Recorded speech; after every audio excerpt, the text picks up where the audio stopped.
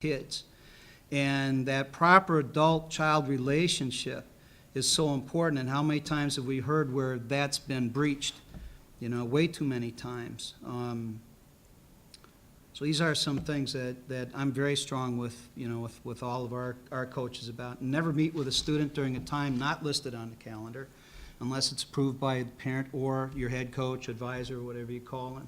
Never work one-on-one with a student behind a closed door. Never offer a student a ride without first notifying the parent and or advisor. And never talk about adult-related themes, even in jest.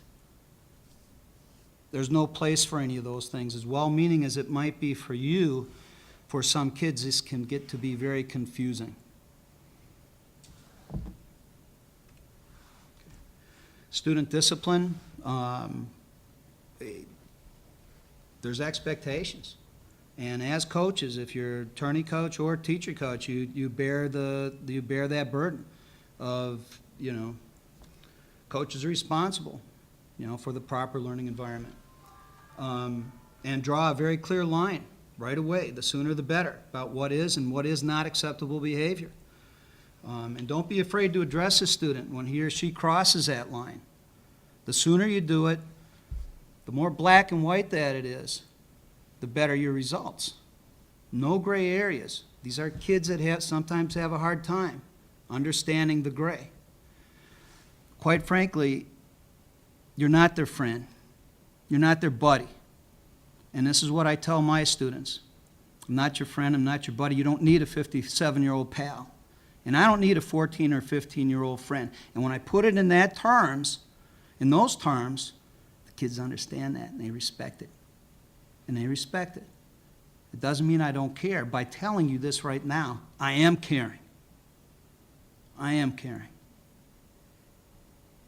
Now, be aware that for some of you, it gets a little bit more complicated because it's not unusual to have an attorney coach who has a child on your team. And you're going to have to talk to them about how there again, I think communication helps you. The rules are the rules, but you're going to have to work things out a little bit. I've never done it for mock trial where I've coached my own child. I have, however, been in situations where I've been a group leader with my own child. And there are things that you'll encounter. And I think those of you who've had attorney coaches or kids on the team are aware of that. And that may affect this a little bit. Yep, I'm just saying, be careful. The student expectations, they need to know what's expected of them. And if it's attendance at all activities, then that's what it is. Be respectful, committed, you know, genuine effort, meet your work product deadlines, you know, and compliance with school district policies and rules. There is this thing called, you know, academic eligibility. And I think as coaches, especially your teacher coach, should be monitoring that very closely. There is a WIAA code for this. Students involved in any co-curricular in high school, their parents sign this agreement. And it's about how many failures and how many incompletes and that kind of thing that will bump them off of competition and or, you know, off the team. All right.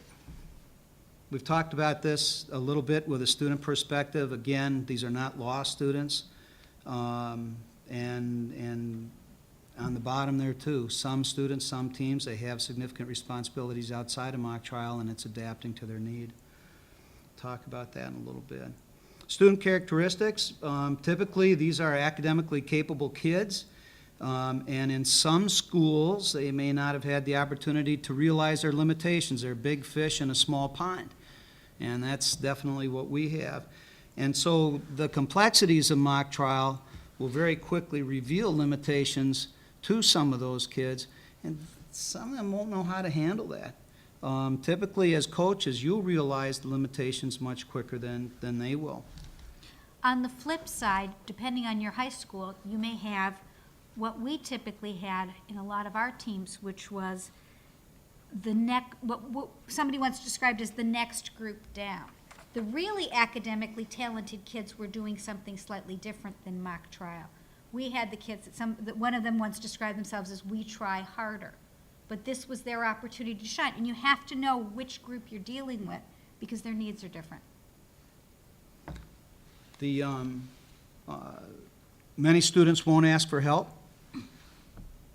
and some of the more highly capable kids believing that they should be able to figure it out themselves.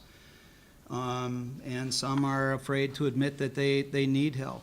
And that's a thing of just staying on it, monitoring them very closely. Ellen's touched on this. We've talked about this as well. On your team, not every kid's the same, just as not every adult's the same. And so their emotional and psychological and behavioral needs may vary quite a bit. Some respond well to criticism, some do not respond well at all. You have this adolescent roller coaster in life. We all know what we're talking about with that one. And then there's some kids that have different stressors. At my particular school, nearly 70% of the students there are impoverished. Last year's team, we had 2 students on our mock trial team who were homeless. And they made it to state. They actually did quite well. We had a very good competition with Rhinelander in the 4th round. And it's like you wouldn't expect kids with the kind of strikes that they've had against them, to do so well. They just don't have the resources. Well, what we try to do in our program is we try to alleviate all these other stressors. Some kids are hungry and have anything to eat all day. We've got kids that they can't afford courtroom attire. They can't. We pass the hat as coaches. We've had female attorneys at Brown County who got together and donated, started a caring closet for us, as well. These are your basic Maslow's hierarchy of needs, I know that sitting up here, I sound pretty tough about things, because I am. It's because of the kids that I work with. I love them dearly. I do. And I think, the mock trial experience for them has allowed them to realize it doesn't matter what stage in life they're in, their socioeconomic class or whatever. Mock trial is a great equalizer. It really is. And these kids are allowed to use their minds in a very, very unique way, in a very good way, in a very positive way. A number of our kids, their families didn't graduate from high school. And some of them have even said, to their children, why are you in mock trial? You shouldn't be, or you'll never make it, or you'll never this, or never that. This gives them strength. This gives them perseverance, integrity, that taste of success. The important thing that Ellen and I have been talking about is that adult-child relationship and how important that is. And that's that nurturing in different ways. And so some kids do have these things. Some kids do. They've got a pretty tough life out there. All right? And as Ellen said, not all can be taught effectively in the same way. So just a little bit with instruction. So now working with students. It's important to have a profile of their interests and their strengths and their limitations. Realistic in your expectations, but set the bar high. Closely monitor the kids. Monitor them for where their achievement is. Monitor, look for the stress, when the stress comes out, the frustration. And don't wait for them to ask for help, as we said before. And having said wait for the frustration, for some kids, mock trial, we were talking about this group, and that was the group that I had that failed in part. This may be one of the first times that they're struggling with something in a different way. And I would say, watch out for frustration, but don't be too fast to step in. There's something in that struggle for a little bit. That for some kids, if it's the first time, I have one of those kids who has a 20-second rule. If I can't get in 20 seconds, either I'm stupid or it's not worth getting. And somewhere you kind of extend it out. I think she may be out to a whole minute now. Remember that 20-second rule. I like the 20-second rule. I like that. Alan's saying what we've been saying, get to know the kids. Each one's a little different. Instructional materials should be crystal clear. What we provide, we do have how-to manuals that myself and our attorney coaches sat down and wrote. We wrote manuals on rules and objections, impeachment process, entering exhibits, opening, closing, writing a direct, writing a cross. We take from the mock trial materials here, but we also add on to it, you know, with our own coaching backgrounds, and then also what we've gotten from law school as well. And so, you know, it's like Kevin was saying before, you know, sitting down as a group and going through those things with the case theory, we also do this with each and every other component as well. Instructional delivery, absolutely, I agree with Janelle that, you know, don't do the work for them, but, you know, they need to see how that work needs to be done, you know, and show how to do the work, you know, and provide that as a role model. You adapt to their strengths and needs. Really, you know, another thing is help them organize and structure their work. That's where we come with each practice. We have each practice almost to the minute of this is going to be this period of time, that's going to be that period of time, this is going to be this. And that gets everybody in the mode, all your coaches in the mode of, all right, this is the goal for today, you know, as the objective is how we're going to achieve it.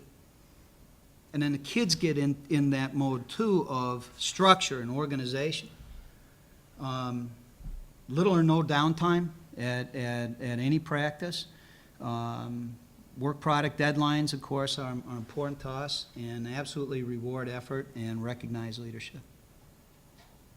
Anything on that? Okay.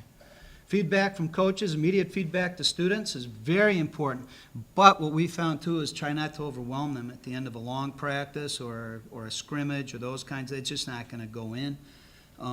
What we do too is we will write, especially after a scrimmage or a regional tournament, we'll write notes on each kid, and then we'll, you know, on the team and all that stuff. Always point out what they're doing well, and be very clear and succinct about what needs to be corrected, and then show the student a better way to do it versus just telling them and handing them something. Then show them the way, model the way, you know, of how to be better. And then the contradictions, you know, try to avoid that with your peer coaches. Everybody's going to have an opinion. Everybody's got this. Everybody's got that. Work it out before you talk to the students, before you feed back to them. Work it out among yourselves as a coaching team of what gets actually fed back.